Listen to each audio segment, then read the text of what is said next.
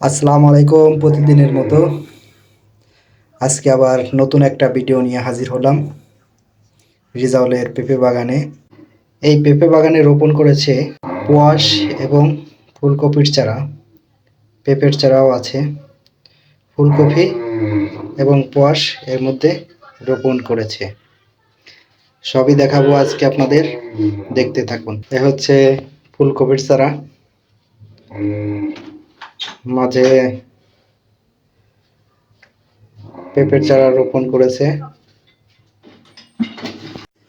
রেজাউলের পেঁপে বাগানে সবুজে ঘিরে ফেলেছে ফুলকপি এবং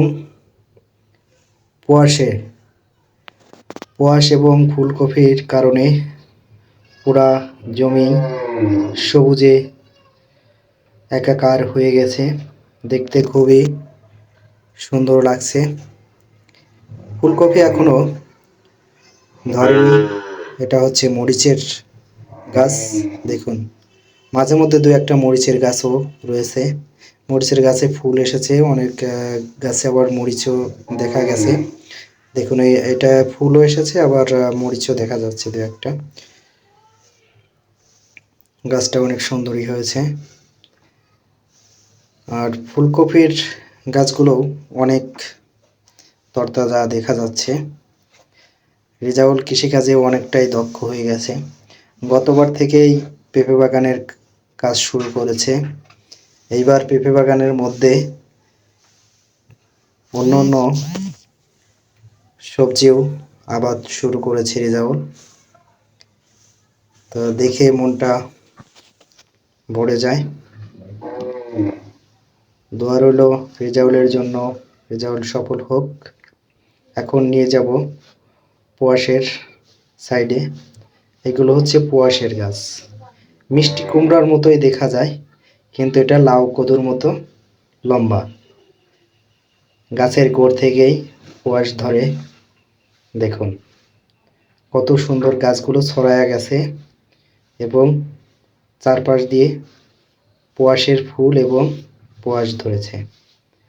অনেক গাছে বড় হয়েছে, অনেক গাছে দেখা যাচ্ছে বড় হয়েছে। এই গাছটাই দেখুন, ওইটা কত বড় হয়েছে, অনেকটাই বড় হয়েছে। প্রায় 1 হাত থেকে 1.5 হাত, আবার 1 হাতের একটু কম, এরকমই লম্বা হয়। খাইতেও অনেকটাই মজা লাগে। সবুজ তরকারি, সবুজ সবজি। আমরা এটাকে পোয়াশ বলি, আপনারা কি বলেন জানি না।